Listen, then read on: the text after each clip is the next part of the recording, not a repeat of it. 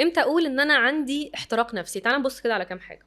اول حاجه الارهاق العاطفي، ان الواحد يحس ان هو ايموشنالي مستنزف، مش قادر، مش مستحمل حد يعمل له كده، ما تجيش ناحيتي. فاقل حاجه ممكن تبقى بتضايقه او بتاثر فيه. يعني في موقف كده فاكراه لما كنت في مرحله البيرن اوت. انا كنت في الجيم، سايبه البنطلون بتاعي كده متعلق عشان ما اخلص، يعني هدومي هلبسها وانا ما اخلص. فببص ما لقيتوش، اكتشفت ان البنطلون اتسرق. انا معروف ان انا شخصيه يعني شويه رزينه وكده، انا قعدت على الارض في نص الجيم وقعدت اعيط. ففي حاله انهيار، هو حاجتي راحت فين؟ والحاجه مش مهمه قوي كده بالنسبه لي، بس انا مش مستحمله تكه. عارفين لما بقولك الحد تيجي تعمله الشاي من غير نعناع فينهار؟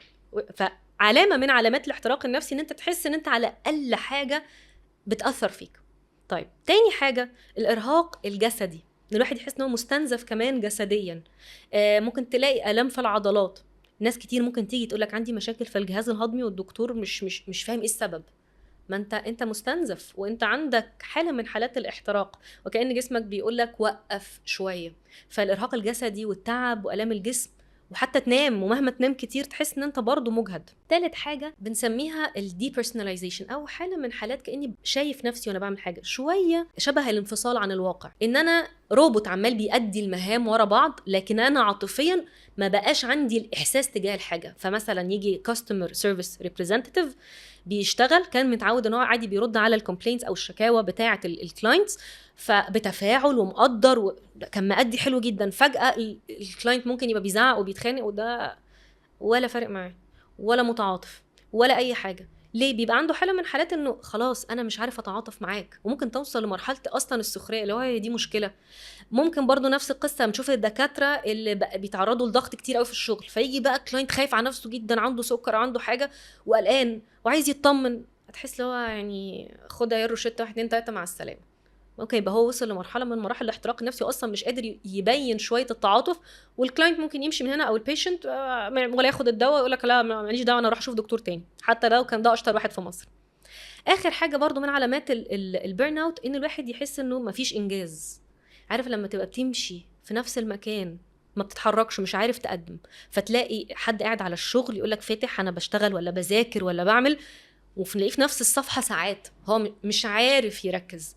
او اب او ام يبقى طول اليوم مطلوب منه حاجات، وتحس ان بقت التاسك او المهمة بتاخد وقت اطول بكتير. كل ده من علامات البيرن اوت او الاحتراق النفسي. نيجي الرابع نقطة والاخيرة، وهي ان انت تحس ان انت ما بقتش قادر تنجز زي الاول.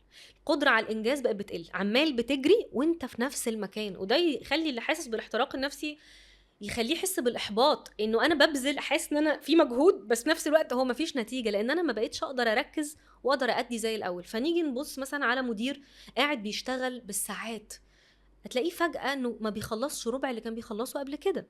نيجي حد قاعد بيذاكر وبقاله كتير قوي، تيجي تبص هتلاقيه في نفس الصفحه مش عارف يعدي. ست مثلا مرهقه وعماله بتشتغل، وصلت لمرحله بيرن اوت، مروحه البيت، فتلاقي جوزها بيقول لها هو انا مش كنت طالب منك كذا وكذا وكذا، ايه الاخبار؟ فتقول له انا بحاول بقالي كتير بس مش لاحقه اخلص، لان قدرتها على التركيز بقت قليله. تعال اقول لك مثلا على الايميل اللي مديرك بعته لك، وعمال طالب منك 1 و2 و3، وانت ما بتبعتلوش اصلا ولا بترد، لان انت حاسس ان انت اوريدي اوفرويلمد بكميه حاجات، وفي تقل كبير عليك مخليك بتنهج من اقل خطوه بتاخدها.